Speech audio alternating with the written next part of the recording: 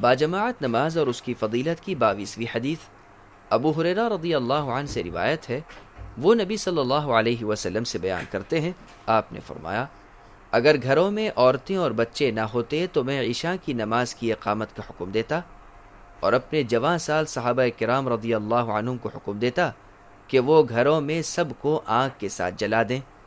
اس حدیث کو احمد نے روایت کیا ہے۔ باجماعت نماز اور اس کی فضیلت کی 23ویں حدیث ابو ہریرہ رضی اللہ عنہ سے روایت ہے، وہ بیان کرتے ہیں، رسول اللہ صلی اللہ علیہ وسلم نے ہمیں حکم دیا کہ جب تم مسجد میں ہو اور نماز کی اذان کہی جائے تو تم میں سے کوئی شخص جب تک نماز ادا نہ کرے مسجد سے نہ نکلے۔ اس حدیث کو احمد نے روایت کیا ہے۔ باجماعت نماز اور اس کی فضیلت کی 24ویں حدیث ابو الشعثاء رحمہ اللہ سے روایت ہے، وہ بیان کرتے ہیں کہ اذان ہونے کے بعد ایک شخص مسجد سے نکلا۔ ابو ہریرہ رضی اللہ عنہ نے فرمایا کہ اس شخص نے ابو القاسم صلی اللہ علیہ وسلم کی نافرمانی کی ہے۔ اس حدیث کو مسلم نے روایت کیا ہے۔ وضاحت: اذان ہو جانے کے بعد کسی عذر شرعی کے بغیر مسجد سے نکلنا جائز نہیں، واللہ اعلم۔ باجماعت نماز اور اس کی فضیلت کی 26ویں حدیث ابن عباس رضی اللہ عنہما سے روایت ہے، وہ نبی صلی اللہ علیہ وسلم سے بیان کرتے ہیں کہ آپ نے فرمایا، جس شخص نے اذان کے کلمات کو سنا اور مسجد میں نہ آیا حالانکہ اس کو کوئی عذر نہیں تو اس کی نماز نہیں ہے۔ اس حدیث کو دارقطنی نے روایت کیا ہے۔ باجماعت نماز اور اس کی فضیلت کی 27ویں حدیث عبداللہ ابن ام مکتوم رضی اللہ عنہ سے روایت ہے، انہوں نے عرض کیا، اے اللہ کے رسول، مدینہ منورہ میں کثرت کے ساتھ موذی یعنی اذیت پہنچانے والے جانور اور درندے ہیں، جبکہ میں نابینا انسان ہوں، تو کیا مجھے جماعت ترک کرنے کی اجازت ہے؟ آپ نے دریافت کیا، کیا تم حی علی الصلاح حی علی الفلاح کے کلمات سنتے ہو؟ انہوں نے جواب دیا، جی ہاں۔ آپ نے فرمایا، پھر جلدی آؤ، اور آپ نے ان کو اجازت نہیں دی، یعنی اس بات کی کہ وہ گھر پر نماز پڑھیں۔ اس حدیث کو ابو داؤد اور نسائی نے روایت کیا ہے۔ باجماعت نماز اور اس کی فضیلت کی 28ویں حدیث ام الدرداء رضی اللہ عنہا سے روایت ہے، وہ بیان کرتی ہیں کہ ابو الدرداء ناراضگی کے عالم میں میرے پاس آئے، میں نے دریافت کیا کہ آپ کس بات سے ناراض ہیں؟ انہوں نے بیان کیا، اللہ کی قسم امت محمدیہ کے کسی کام کو نہیں دیکھ رہا ہوں سوائے اس کے کہ لوگ باجماعت نماز ادا کرتے ہیں۔ اس حدیث کو بخاری نے روایت کیا ہے۔ باجماعت نماز اور اس کی فضیلت کی 29ویں حدیث ابو بکر ابن سلیمان رحمہ اللہ ابن ابی حثمہ رحمہ اللہ بیان کرتے ہیں کہ عمر ابن الخطاب رضی اللہ عنہ نے ایک دن صبح یعنی فجر کی نماز میں سلیمان ابن ابی حثمہ کو نہ پایا۔ عمر رضی اللہ عنہ بازار گئے، جبکہ سلیمان رحمہ اللہ کی رہائش مسجد اور بازار کے درمیان تھی۔ عمر رضی اللہ عنہ کا گزر سلیمان رحمہ اللہ کی والدہ شفا پر ہوا۔ عمر رضی اللہ عنہ نے ان سے کہا، میں نے صبح کی نماز میں آپ کے لڑکے سلیمان کو نہیں دیکھا۔ انہوں نے جواب دیا کہ وہ رات بھر نوافل ادا کرتے رہے، اس وجہ سے ان کی آنکھوں پر نیند کا غلبہ ہو گیا۔ عمر رضی اللہ عنہ نے فرمایا، میں صبح کی نماز کی جماعت میں حاضر ہو جاؤں، مجھے زیادہ محبوب ہے کہ میں رات بھر قیام کروں۔ اس حدیث کو مالک نے روایت کیا ہے۔ باجماعت نماز اور اس کی فضیلت کی 31ویں حدیث بلال ابن عبداللہ ابن عمر رحمہ اللہ روایت کرتے ہیں، وہ اپنے والد سے بیان کرتے ہیں، وہ کہتے ہیں، رسول اللہ صلی اللہ علیہ وسلم نے فرمایا، جب تم میں سے عورتیں مسجد میں جانے کی اجازت طلب کریں تو تم عورتوں کو ان کی مساجد کے اجر و ثواب سے محروم نہ کرو۔ بلال نے کہا، اللہ کی قسم ہم انہیں ضرور روکیں گے۔ عبداللہ رضی اللہ عنہ نے بلال سے کہا، میں کہتا ہوں رسول اللہ صلی اللہ علیہ وسلم نے فرمایا ہے، اور تو کہتا ہے ہم ان کو ضرور روکیں گے۔ اور سالم کی ایک روایت میں ہے، اس نے اپنے والد سے بیان کیا، وہ کہتے ہیں کہ ان کے والد عبداللہ ابن عمر رضی اللہ عنہما اپنے بیٹے بلال کی جانب متوجہ ہوئے اور اس کو اس قدر برا بھلا کہا کہ میں نے کبھی اس طرح کی لعن طعن کو نہیں سنا، اور انہوں نے کہا، میں تجھے رسول اللہ صلی اللہ علیہ وسلم کی حدیث بتا رہا ہوں اور تو کہتا ہے اللہ کی قسم ہم عورتوں کو ضرور روکیں گے۔ اس حدیث کو مسلم نے روایت کیا ہے۔ باجماعت نماز اور اس کی فضیلت کی 33ویں حدیث مجاہد رحمہ اللہ سے روایت ہے، وہ عبداللہ ابن عمر رضی اللہ عنہما سے بیان کرتے ہیں کہ کوئی شخص اپنے گھر والوں کو مساجد میں جانے سے نہ روکے۔ عبداللہ ابن عمر رضی اللہ عنہما کا بیٹا کہنے لگا، ہم ان کو ضرور روکیں گے۔ عبداللہ رضی اللہ عنہ نے اس سے کہا، میں تجھے رسول اللہ صلی اللہ علیہ وسلم کی حدیث سنا رہا ہوں اور تو ایسی بات کرتا ہے۔ مجاہد رحمہ اللہ کہتے ہیں کہ عبداللہ رضی اللہ عنہ نے تا زندگی پھر اس سے کلام نہیں کیا۔ اس حدیث کو احمد نے روایت کیا ہے۔ صف کو درست اور برابر کرنے کی پہلی حدیث صف سے باہر تھا، روایت ہے صف کو درست اور برابر کرنے کی پہلی حدیث نعمان ابن بشیر رضی اللہ عنہ سے روایت ہے، وہ بیان کرتے ہیں کہ رسول اللہ صلی اللہ علیہ وسلم ہماری صفوں کو برابر کرتے، گویا کہ تیروں کے ساتھ صفوں کو درست کر رہے ہیں، یہاں تک کہ آپ نے محسوس کیا کہ ہم نے صفوں کو برابر ہونے کو آپ سے سمجھ لیا ہے۔ پھر آپ ایک روز مسجد کی جانب نکلے، آپ کھڑے ہوئے، قریب تھا کہ آپ اللہ اکبر کہہ دیتے۔ آپ نے ایک شخص کو دیکھا جس کا سینہ سب سے باہر تھا۔ آپ نے فرمایا، اللہ کے بندو، تم لازمی طور پر صفوں کو سیدھا رکھو ورنہ اللہ تعالیٰ تمہارے درمیان اختلاف ڈال دیں گے۔ اس حدیث کو مسلم میں روایت کیا ہے۔ صف کو درست اور برابر کرنے کی دوسری حدیث انس رضی اللہ عنہ سے روایت ہے، وہ بیان کرتے ہیں کہ نماز کی اقامت کہی گئی تو رسول اللہ صلی اللہ علیہ وسلم ہماری طرف متوجہ ہوئے۔ آپ نے فرمایا، تم اپنی صفوں کو برابر کرو اور مل کر کھڑے رہو، میں تم کو اپنی پیٹھ پیچھے سے دیکھتا ہوں۔ اس حدیث کو بخاری نے روایت کیا ہے اور بخاری اور مسلم میں ہے، آپ نے فرمایا، صفوں کو مکمل کرو، بلا شبہ میں تم کو اپنی پیٹھ کے پیچھے سے دیکھتا ہوں۔ صف کو درست اور برابر کرنے کی تیسری حدیث انس رضی اللہ عنہ سے روایت ہے، وہ بیان کرتے ہیں رسول اللہ صلی اللہ علیہ وسلم نے فرمایا، تم صفوں کو برابر کرو، اس لیے کہ صفوں کو برابر کرنا نماز کے قائم کرنے سے ہے۔ اس حدیث کو بخاری اور مسلم میں روایت کیا ہے، البتہ مسلم میں نماز کے پورا ہونے کے الفاظ ہیں۔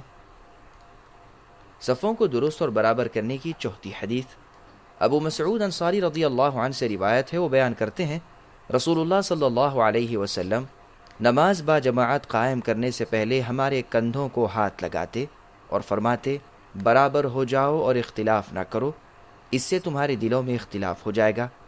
تم میں سے عقل مند لوگ میرے قریب ہوں، پھر وہ لوگ جو ان کے قریب ہیں، پھر وہ لوگ جو ان کے قریب ہیں۔ ابو مسعود رضی اللہ عنہ کہتے ہیں، یعنی اپنے زمانے کے لوگوں کو مخاطب فرما کر، کہ تم آج کے دور میں زبردست اختلاف میں ہو۔ اس حدیث کو مسلم میں روایت کیا ہے۔ صفوں کو درست اور برابر کرنے کی پانچویں حدیث عبداللہ ابن مسعود رضی اللہ عنہ سے روایت ہے، وہ بیان کرتے ہیں رسول اللہ صلی اللہ علیہ وسلم نے فرمایا، تم میں سے سمجھدار لوگ میرے قریب ہوں، پھر وہ لوگ جو ان کے قریب ہیں، 3 بار فرمایا، اور تم خود کو بازاروں کے شور و شغب سے محفوظ کرو۔ اس حدیث کو مسلم میں روایت کیا ہے۔ وضاحت، مقصود یہ ہے کہ مساجد میں بازاروں کی طرح شور و شغب نہ کرو اور تمہاری آوازیں اونچی نہیں ہونی چاہیے۔ آداب مسجد کا تقاضا یہ ہے کہ مسجد میں ہر طرح سکون اور خاموشی ہو، واللہ اعلم۔ صفوں کو درست اور برابر کرنے کی چھٹی حدیث ابو سعید خدری رضی اللہ عنہ سے روایت ہے، وہ بیان کرتے ہیں کہ رسول اللہ صلی اللہ علیہ وسلم نے اپنے صحابہ کرام رضی اللہ عنہم کو دیکھا کہ وہ سب سے پیچھے کھڑے ہیں۔ آپ نے انہیں آگے ہونے کا حکم دیا اور فرمایا، تم میری اقتدا کرو اور جو تمہارے پیچھے کھڑے ہیں وہ تمہاری اقتدا کریں۔ کچھ لوگ ہمیشہ پہلی صفوں سے پیچھے رہیں گے یہاں تک کہ اللہ تعالیٰ ان کو آخر میں جنت میں داخل کریں گے۔ اس حدیث کو مسلم نے روایت کیا ہے۔ صفوں کو درست اور برابر کرنے کی 7ویں حدیث جابر بن سمرہ رضی اللہ عنہ سے روایت ہے، وہ بیان کرتے ہیں کہ رسول اللہ صلی اللہ علیہ وسلم ہمارے پاس تشریف لائے۔ آپ نے محسوس کیا کہ ہم مختلف حلقوں میں ہیں۔ آپ نے فرمایا، مجھے کیا ہو گیا ہے کہ میں تمہیں جدا جدا دیکھ رہا ہوں؟ بعد از آپ ہمارے ہاں تشریف لائے، آپ نے فرمایا، تم اس طرح صفے کیوں نہیں بناتے ہو جیسا کہ فرشتے اپنے پروردگار کے ہاں صفے بناتے ہیں؟ آپ نے وضاحت کی، وہ یعنی فرشتے پہلی صفوں کو مکمل کرتے ہیں اور صف بندی میں ایک دوسرے کے ساتھ مل کر کھڑے ہوتے ہیں۔ اس حدیث کو مسلم میں روایت کیا ہے۔ صف کو درست اور برابر کرنے کی 8ویں حدیث ابو ہریرہ رضی اللہ عنہ سے روایت ہے، وہ بیان کرتے ہیں رسول اللہ صلی اللہ علیہ وسلم نے فرمایا، مردوں کی بہترین صف پہلی ہے اور مردوں کی سب سے کم ثواب والی صف آخری ہے، اور عورتوں کی بہترین صف آخری اور کم فضیلت والی پہلی صف ہے۔ اس حدیث کو مسلم نے روایت کیا ہے۔ صف کو درست اور برابر کرنے کی 9ویں حدیث انس رضی اللہ عنہ سے روایت ہے، وہ بیان کرتے ہیں رسول اللہ صلی اللہ علیہ وسلم نے فرمایا، باجماعت نماز کی صفوں کو ملاؤ، صفوں میں قرب اختیار کرو یعنی نزدیکی، اور نماز میں اپنی گردنوں کو برابر رکھو۔ اس ذات کی قسم جس کے ہاتھ میں میری جان ہے، میں دیکھ رہا ہوں کہ شیطان صفوں میں بکری کے بچے کی طرح گھس آتا ہے۔ اس حدیث کو ابو داؤد نے روایت کیا ہے۔ صف کو درست اور برابر کرنے کی 10ویں حدیث انس رضی اللہ عنہ سے روایت ہے، وہ بیان کرتے ہیں رسول اللہ صلی اللہ علیہ وسلم نے فرمایا، پہلی صف کو مکمل کرو، بعد از وہ صف جو اس کے قریب ہے، کمی پچھلی صف میں ہونی چاہیے۔ اس حدیث کو ابو داؤد نے روایت کیا ہے۔ صف کو درست اور برابر کرنے کی 11ویں حدیث برا بن عازب رضی اللہ عنہ سے روایت ہے، وہ بیان کرتے ہیں رسول اللہ صلی اللہ علیہ وسلم کا ارشاد مبارک ہے، بے شک اللہ تعالی اور اللہ کے فرشتے ان لوگوں پر رحمت نازل کرتے ہیں جو پہلی صفوں میں ہوتے ہیں، اور اس قدم سے زیادہ محبوب اللہ کے ہاں کوئی قدم نہیں جس کے ساتھ چل کر صف ملائی جاتی ہے۔ اس حدیث کو ابو داؤد نے روایت کیا ہے۔ صف کو درست اور برابر کرنے کی 12ویں حدیث ام المؤمنین عائشہ رضی اللہ عنہا سے روایت ہے، وہ بیان کرتی ہیں رسول اللہ صلی اللہ علیہ وسلم نے فرمایا، بے شک اللہ اور اللہ کے فرشتے صفوں میں دائیں جانب والوں پر رحمت نازل کرتے ہیں۔ اس حدیث کو ابو داؤد نے روایت کیا ہے۔ صف کو درست اور برابر کرنے کی 13ویں حدیث نعمان ابن بشیر رضی اللہ عنہ سے روایت ہے، وہ بیان کرتے ہیں کہ جب ہم نماز با جماعت ادا کرنے کھڑے ہوتے تو آپ یعنی نبی صلی اللہ علیہ وسلم ہماری صفوں کو برابر کرتے، جب ہم برابر ہو جاتے تو آپ تکبیر تحریمہ کہتے۔ اس حدیث کو ابو داؤد نے روایت کیا ہے۔ صف کو درست اور برابر کرنے کی 15ویں حدیث ابن عباس رضی اللہ عنہما سے روایت ہے، وہ بیان کرتے ہیں رسول اللہ صلی اللہ علیہ وسلم نے فرمایا، ہمارے نزدیک تم میں سے وہ لوگ بہت اچھے ہیں جو باجماعت نماز میں جلدی اطاعت کرنے والے ہیں۔ اس حدیث کو ابو داؤد نے روایت کیا ہے۔ وضاحت یعنی جن کو صف درست کرنے کے لیے آگے پیچھے ہونے کا کہا جائے تو وہ تکبر نہ کریں، فوراً مان لیں، نیز دوسرے ساتھیوں کو نماز میں تنگ نہ کریں۔ واللہ اعلم۔ صف کو درست اور برابر کرنے کی 16ویں حدیث انس رضی اللہ عنہ سے روایت ہے، وہ بیان کرتے ہیں کہ نبی صلی اللہ علیہ وسلم تکبیر تحریمہ سے پہلے 3 بار فرماتے، برابر ہو جاؤ، اس ذات کی قسم جس کے ہاتھ میں میری جان ہے، میں تمہیں پیچھے سے اسی طرح دیکھتا ہوں جیسا کہ تمہیں آگے سے دیکھتا ہوں۔ اس حدیث کو ابو داؤد نے روایت کیا ہے۔ صف کو درست اور برابر کرنے کی 18ویں حدیث ابن عمر رضی اللہ عنہما سے روایت ہے، وہ بیان کرتے ہیں رسول اللہ صلی اللہ علیہ وسلم نے فرمایا، صفیں درست کرو اور کندھے برابر رکھو، اور صفوں میں جو خالی جگہ ہو اسے پر کرو، اور اپنے بھائیوں کے ہاتھوں میں نرم ہو جاؤ، اور شیطان کے لیے سوراخ نہ چھوڑو، اور جو شخص صف میں مل کر کھڑا ہوگا اللہ اس کو اپنے ساتھ یعنی اپنی رحمت کے ساتھ ملائیں گے، اور جو شخص صف کو نہیں ملائے گا اللہ اس کو اپنے ساتھ نہیں ملائیں گے یعنی اسے اپنی رحمت سے دور رکھیں گے۔ اس حدیث کو ابو داؤد نے روایت کیا ہے، اور امام نسائی نے اس حدیث سے یہ قول آخر تک ذکر کیا ہے کہ جو صف میں مل کر کھڑا ہوگا۔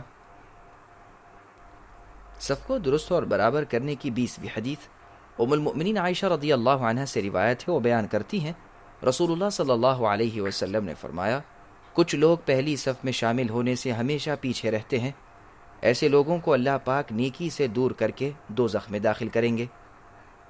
اس حدیث کو ابو داؤد نے روایت کیا ہے۔ صف کو درست اور برابر کرنے کی 21ویں حدیث وابصہ ابن معبد رضی اللہ عنہ سے روایت ہے، وہ بیان کرتے ہیں کہ رسول اللہ صلی اللہ علیہ وسلم نے ایک شخص کو صف کے پیچھے اکیلے نماز ادا کرتے ہوئے دیکھا تو آپ نے اس کو نماز لوٹانے کا حکم دیا۔ اس حدیث کو احمد ترمذی اور ابو داؤد نے روایت کیا ہے۔ امام ترمذی نے کہا ہے کہ یہ حدیث حسن ہے۔ نماز میں امام اور مقتدی کے کھڑے ہونے کی جگہ کی پہلی حدیث